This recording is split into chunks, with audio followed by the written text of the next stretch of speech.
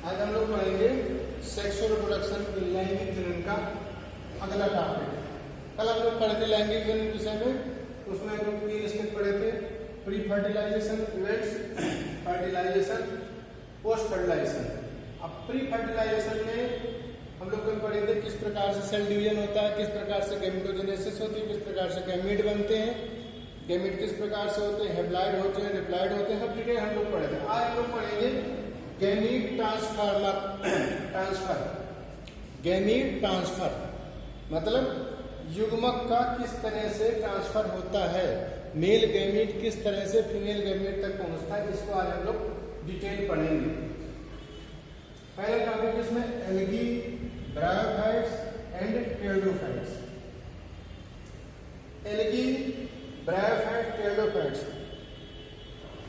जो तीनों है ये, तो इनमें विशेषता क्या होती है कि इनमें जो मेल गैमीट होते हैं, इनमें जो मेल गैमीट्स होते हैं उनमें क्या होता है, उनमें फ्लैजिला होता है, फ्लैजिला होता है, और इस फ्लैजिला के द्वारा इनमें गमन होता है। एल्गी में, ब्रायोफाइट्स में, टेरिडोफाइट्स में मेल गैमीट जो होते हैं उनमें फ्लैजिला होता है। फ्लैजिला मतलब कसाब, हिंदी में कहते हैं कसाब। शैवालों में, ब्रायोफाइट्स में, टेरिडोफाइट्स में जो नर युग्मक होते हैं उनमें फ्लैजिला होते हैं। जो फ्लैजिला होते हैं, फ्लैजिला का काम होता है मूवमेंट में सहायता करना। तो हम लोग पहले ब्रायोफाइट देखेंगे। एल्गी जो होता है, एल्गी एक प्रकार का जलीय पौधा होता है, शैवाल होता है, इसमें जो फ्लैजिला बनते हैं हम लोग कल पढ़े थे, यूरोथ्रिक्स में पढ़े थे कि यूरोथ्रिक्स में जो गैमीट्स होते हैं, 2 प्रकार गैमीट्स होते हैं, उसमें जो है मेल फीमेल गैमीट जो होते हैं तो वो आपस में जो है फ्यूज कर जाते हैं। वो डिटेल हम लोग प्रीवियस पढ़ चुके हैं। तो जो कुल मिला के एल्गी में, ब्रायोफाइट में, टेरिडोफाइट में जो नर युग्मक होते हैं उनमें फ्लैजिला होते हैं, कसाब होते हैं, जिनके द्वारा इनमें गमन होता है। अब किस प्रकार से गमन होता है इसको हम लोग पढ़ेंगे। जो ब्रायोफाइट्स होते हैं, पहले ब्रायोफाइट्स को थोड़ा सा पढ़ लेते हैं। ब्रायोफाइट्स एक प्रकार के पौधों का समूह है। लोअर प्लांट होते हैं, थैलोफाइट्स होते हैं। थैलोफाइट में एल्गी आता है, फंजाई आता है, लाइकेन आता है, और जो है ये जो थैलोफाइट्स होते हैं ये निम्न श्रेणी पौधे। उसके बाद आता है ब्रायोफाइट्स आते हैं। तो जो ब्रायोफाइट्स होते हैं, ब्रायोफाइट्स विशेषता क्या होती है कि ये पौधे, इनको अगर हिंदी में कहा जाए तो पादप उभयचर, ये परीक्षाओं में आता है क्वेश्चन। अंग्रेजी में कहते हैं प्लांट एम्फीबियंस।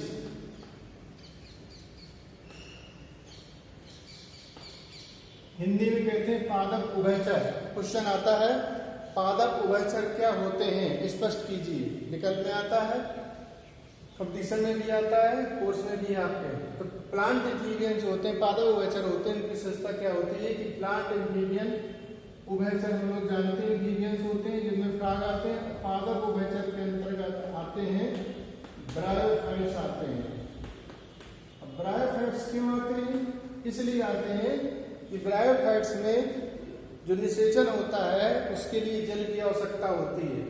जो मेल गैमीट होते हैं, अगर इनका देखा जाए,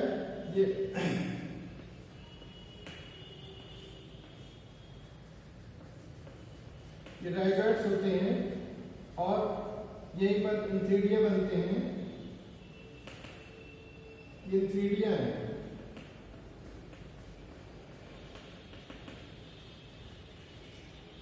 और ये पानी के लिए है। जो मेल गैमीट होते हैं वो बाइफ्लैजिलेट होते हैं। मतलब 2 फ्लैजिला होते हैं, इस तरह से बाइफ्लैजिलेट होते हैं। ये बाइफ्लैजिलेट पानी के द्वारा तय करके कहाँ पहुंचते हैं? आर्चिगोनियम में पहुंचते हैं। ये आर्चिगोनियम होती है। आर्चिगोनियम जो होता है फीमेल पार्ट होता है।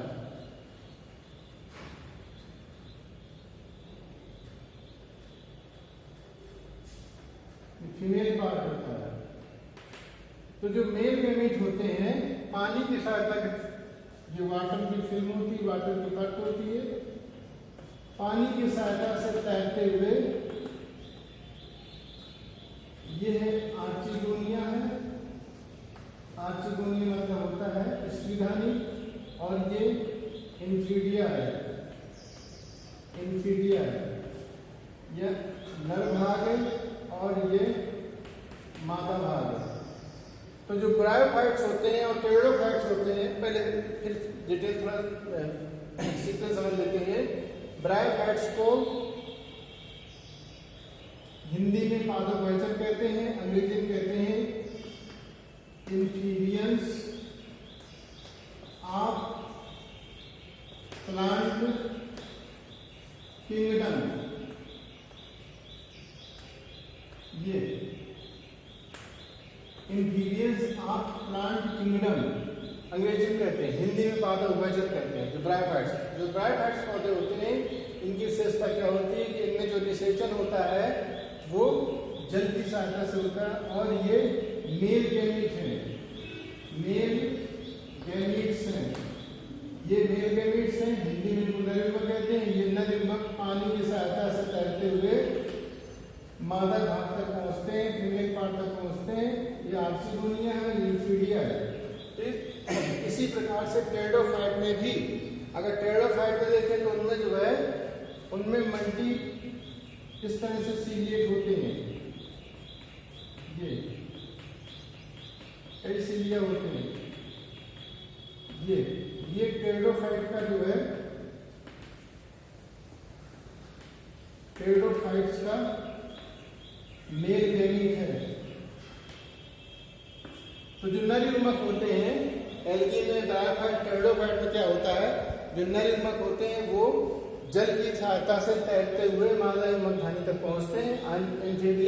इंफीडिया को हिंदी में कुंदानी कहते हैं। इंफीडिया नर भाग होता है, आर्चिगोनिया मादा भाग होता है। इंफीडिया में जो मेल गैमेट होते हैं, मेल गैमेट को अंग्रेजी में एंथेरोजोइट्स कहते हैं, हिंदी में पुमड़ू कहते हैं। ये मेल गैमेट यहाँ बनते हैं और बन के जल की सहायता से तैरते हुए आर्चिगोनिया तक पहुंचते हैं। तो इनमें निषेचन के लिए जल आवश्यक है, इसलिए इसको पादप उभयचर प्लांट को कहा जाता है। क्वेश्चन आता है कि ब्रायोफाइट को पादप उभयचर क्यों कहते हैं? इसलिए कहते हैं कि ब्रायोफाइट के जो मेल गैमेट होते हैं, जल की सहायता से तैरते हुए मादा युग्मक धानी तक पहुंचते हैं, आर्चिगोनिया तक पहुंचते हैं, इसलिए इसको प्लांट एम्फीबियंस कहते हैं। अगर यहाँ पर जल ना हो, बाई चांस ये पानी ना हो, तो ये पानी यहाँ तक नहीं पहुंच पाएंगे, इसलिए इनके लिए जल बहुत आवश्यक है। क्वेश्चन आता है कि ब्रायोफाइट्स के लिए जल क्यों आवश्यक है? तो ये लिखेंगे ब्रायोफाइट के लिए जल इसलिए आवश्यक है क्योंकि जो फर्टिलाइजेशन होता है, जो निषेचन होता है, निषेचन पहले जो मेल गैमेट पहुंचते हैं, मेल गैमेट जल की सहायता से भी तैरते हुए, क्योंकि बहुत छोटे पौधे होते हैं, 2-4-10 बूंद से ही पूरा पानी प्लांट उसमें डूब जाएगा, और उसी की सहायता से तैरते हुए ये मादा युग्मक धानी तक पहुंचते हैं। इतना क्लियर हो गया। इसके बाद आता है इन सीड प्लांट्स। सीड प्लांट्स में उच्च श्रेणी के पौधे आते हैं, विकसित पौधे आते हैं, जिनको हम लोग एंजियोस्पर्म कहते हैं, या हिंदी में कहते हैं आवृत बीजी पौधे। इनमें आवृत बीजी पौधे आते हैं और अनावृत बीजी पौधे आते हैं। किनमें आते हैं? जो सीड प्लांट्स होते हैं, क्योंकि दोनों में बीज का निर्माण होता है। तो जो सीड प्लांट्स हैं, उनमें विशेषता क्या होती है? इसको हम लोग कक्षा 10 में पढ़े हैं, 11 में नहीं पढ़े हैं। इसमें विशेषता ये होती है कि ये फीमेल पार्ट है, ये गायनेसियम है, हिंदी में इसको जायन कहते हैं, ये पुंकेसर है, और ये कैलिक्स करोला है। डिटेल हम लोग आगे बढ़ेंगे उसमें। ये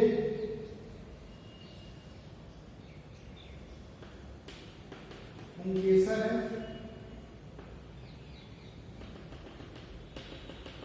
इसी के अंदर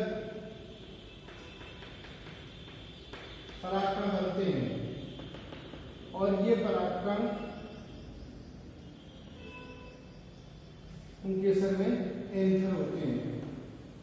अगर उसको थोड़ा डिटेल देखा जाए, एंथर के अंदर क्या बनता है? एंथर के अंदर बनते हैं पॉलन ग्रेन्स या परागकण। तो ये परागकण बनते हैं यहाँ पर, और परागकण यहाँ पर अगर बाइसेक्सुअल है, मेल फीमेल दोनों है, तो अपना पहुंच जाएगा। अगर एक ही है इसमें होगा सेल्फ पॉलिनेशन। सेल्फ पॉलिनेशन में क्या होगा? इसमें हम लोग देख रहे हैं किस तरह से जो है उसमें मेल गैमेट को अवस्था जो सीड प्लांट्स होते हैं, तो सेल्फ पॉलिनेशन में क्या होता है कि परागकण, क्योंकि इसमें मेल फीमेल पार्ट दोनों, तो परागकण आसानी से फीमेल पार्ट में पहुंच जाता है। ये फीमेल पार्ट है, ऊपरी वाला भाग स्टिग्मा होता है। स्टिग्मा हिंदी में इसको वर्तिका कहते हैं। ये स्टाइल होता है और ये ओवरी होता है, और इसी के अंदर ये ओव्यूल होता है, जिसे हम लोग हिंदी में बीजांड कहते हैं।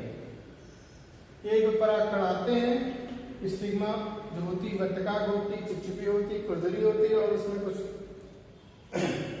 मिनरल्स, कुछ उसमें जो है शुगर सोल्यूशन उसमें सीक्रेट हो, जिससे उनके पॉलन ग्रेन्स का जर्मिनेशन होता है, उनको न्यूट्रिशन प्राप्त होता है, और यहाँ से पॉलन ग्रेन आता है और यहाँ पर जर्मिनेशन होता है, और ये पॉलन ट्यूब यहाँ से होते हुए अल्टीमेटली ओव्यूल के अंदर पहुंच जाती है। तो जो सीड प्लांट्स होते हैं उनमें सेल्फ पॉलिनेशन होता है, और अगर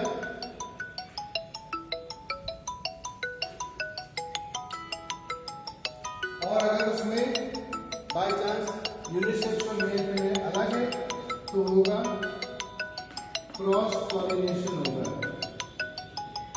जिसे हम लोग पर परागण कहते हैं। क्रॉस पॉलिनेशन के लिए कई एजेंसी होती हैं, वाटर होता है, एनिमल होता है, इंसेक्ट होते हैं, कई चीजें होती हैं, चमगादड़ होते हैं, जंतु होते हैं।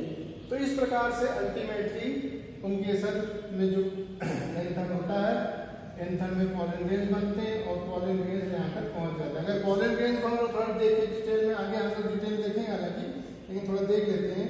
ये पॉलन ग्रेन्स होता है, इस तरह से होता है पॉलन ग्रेन्स।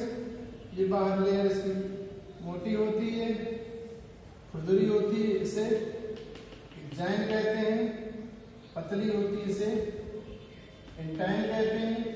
यहाँ पर पोर होता है जिसे जर्मपोर कहते हैं, जर्मपोर है।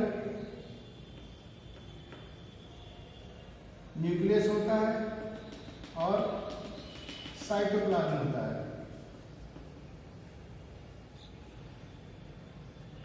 न्यूक्लियस हो गया और ये साइटोप्लाज्म हो गया।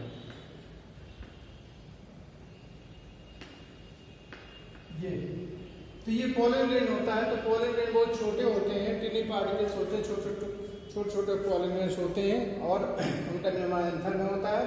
पॉलन ग्रेन्स एंथर बनते हैं। इसके पश्चात अगर बाइसेक्सुअल फ्लावर है, द्विलिंगी पुष्प, जिसमें मेल फीमेल दोनों सेम एक ही फ्लावर में, तो आसानी से फीमेल में ये पहुंच जाएंगे पॉलन ग्रेन्स। और अगर यूनिसेक्सुअल है, मेल फीमेल अलग है, तो क्रॉस पॉलिनेशन होगा। जल के माध्यम से, हवा के माध्यम से, कीट के माध्यम से, जंतु के माध्यम से मेल ये पॉलन ग्रेन पहुंचेगा, और ये प्रक्रिया लगातार चलती रहती है। हम लोगों ने समझ लिया सीड प्लांट में किस प्रकार से निषेचन होता है, किस तरह से गैमीट ट्रांसफर होता है। अब आता है external fertilisation. External fertilisation Hindi में कहते हैं बाह्य निषेचन। दो प्रकार निषेचन होता है, एक होता है बाह्य निषेचन होता है, एक आंतरिक निषेचन होता है। बाह्य निषेचन उन जंतु में होता है, अधिकतर जलीय जंतु, जैसे मछली है और ये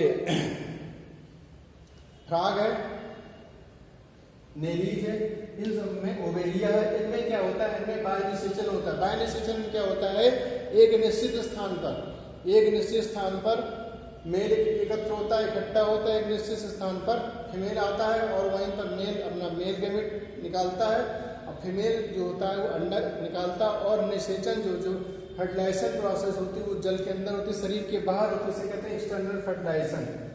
एक्सटर्नल फर्टिलाइजेशन में विशेष दिक्कत क्या होती है? एक्सटर्नल फर्टिलाइजेशन में जो फर्टिलाइजेशन होता है उसमें अधिकतर जो जंतु होते हैं उनमें जो अधिकतर जो जाइगोट बनते हैं उनमें अधिकतर सर्वाइव नहीं कर पाते, क्योंकि अधिकतर प्रेडेटर उनको खा जाते हैं या इन्वायरमेंटल जो डिस्टर्बेंस होते हैं इनके कारण नष्ट हो जाते हैं। तो एक्सटर्नल फर्टिलाइजेशन वो फर्टिलाइजेशन है, हिंदी में बाह्य निषेचन कहते हैं, जब निषेचन शरीर के बाहर होता है, जल में होता है, एक स्थान पर मेल इकट्ठा होता है, एक स्थान पर फीमेल इकट्ठा होता है, ह्यूज क्वांटिटी ऑफ जो स्पर्म जो निकालता है मेल और फीमेल असंख्य ओवा निकालता है, एग निकालता है, और दोनों का निषेचन होता है, फर्टिलाइजेशन होता है, जल में होता है, वाटर में होता है, और दोनों का जो आगे डेवलपमेंट होता है, जो एम्ब्रियोनिक डेवलपमेंट होता है वो जल में ही होता है।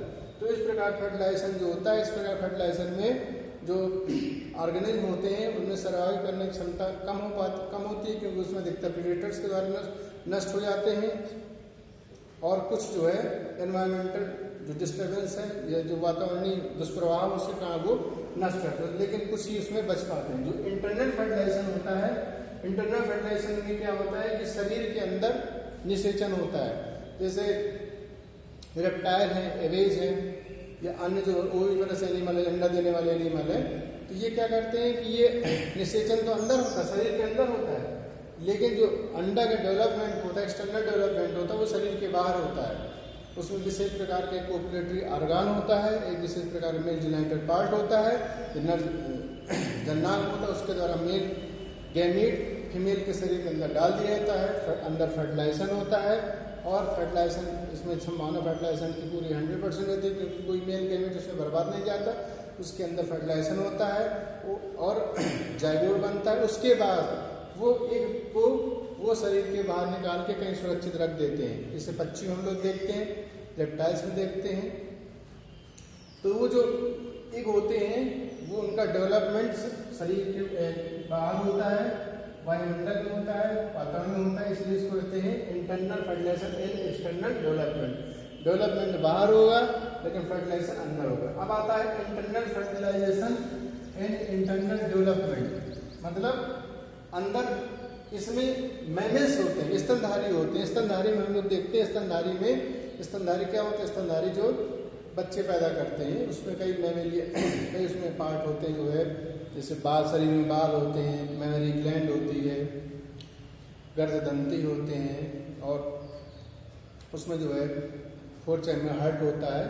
तो जो मैमेल्स होते स्तनधारी होते हैं उनमें विशेषता क्या होती है? उनमें निषेचन शरीर के अंदर होता है, इंटरनल फर्टिलाइजेशन होता है, और जो डेवलपमेंट होता है वो भी शरीर के अंदर होता है। इंटरनल फर्टिलाइजेशन और इंटरनल डेवलपमेंट दोनों शरीर के अंदर होता है, और उससे जो एम्ब्रियोनिक डेवलपमेंट है वो शरीर के अंदर होता है। उसके बाद जब वो मैच्योर हो जाता है तो वो स्तनधारी बच्चे को जन्म देता है। तो वो ये सबसे सुरक्षित होता है, क्योंकि इसमें डेवलपमेंट जो है डेवलपमेंट भी शरीर के अंदर होता है और फर्टिलाइजेशन शरीर के अंदर होता है, इसलिए इसमें सर्वाइवल संभावना अधिक रहती है, 100% सर्वाइव होता है, क्योंकि इसमें कोई जो शरीर के अंदर नष्ट हो ही नहीं सकता, क्योंकि बाहर जो एक्सटर्नल डेवलपमेंट उसको प्रेडेटर नुकसान कर देंगे, खा जाएंगे, लेकिन शरीर के अंदर इसलिए इसका डेवलपमेंट बिल्कुल सही ढंग से होगा, और जो बच्चा पैदा होगा तो इसमें संभावना सबसे ज़्यादा रहती है फर्टिलाइजेशन, इंटरनल फर्टिलाइजेशन डेवलपमेंट में।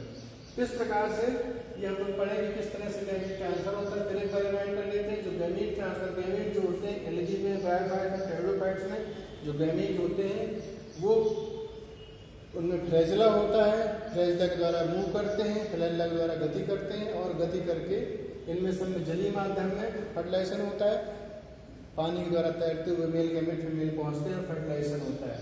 इसके बाद सीड प्लांट में क्या होता है? एंथर बनता है, उनके सब परागकण बनते हैं, परागकण जो बनते हैं, परागकण अगर सेल्फ फर्टिलाइजेशन, सेल्फ पॉलिनेशन है तो परागकण आसानी से उससे पहुंच जाएंगे, बगल पहुंच जाएंगे। अगर क्रॉस पॉलिनेशन तो दूसरे जो है मेल फीमेल है तो उसके लिए कई एजेंसी होती हैं, कई जो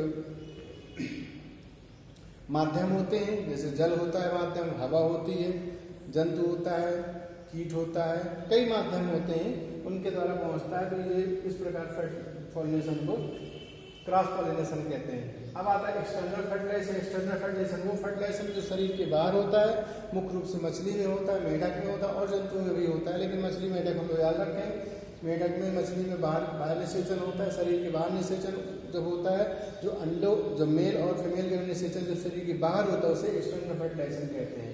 एक निश्चित स्थान पर मेल फीमेल आते हैं और वहाँ पर मेल गेमेट फीमेल गेमेट निकालते हैं और वहाँ पर जल में ही उनका निषेचन होता है, इसे एक्सटर्नल फर्टिलाइजेशन कहते हैं। और डेवलपमेंट भी एक्सटर्नल होता है। अगला है इंटरनल फर्टिलाइजेशन। फर्टिलाइजेशन शरीर के अंदर होगा लेकिन उसका डेवलपमेंट बाहर होगा, क्योंकि शरीर के अंदर फर्टिलाइजेशन होगा लेकिन जो अंडा जो डेवलपमेंट होगा, जो जैसे जो पक्षी हैं रेप्टाइल्स हैं वो अंडा देते हैं, तो अंडे का डेवलपमेंट एम्ब्रियो डेवलपमेंट शरीर के बाहर होता है। तो इंटरनल फर्टिलाइजेशन में शरीर के अंदर फर्टिलाइजेशन होता है और डेवलपमेंट भी शरीर के अंदर होता है। इस प्रकार से ये हम लोग ने फर्टिलाइजेशन प्री फर्टिलाइजेशन का अगला टॉपिक गैमीट ट्रांसफर पढ़ा है। इस बार अगला टॉपिक कल पढ़ेंगे।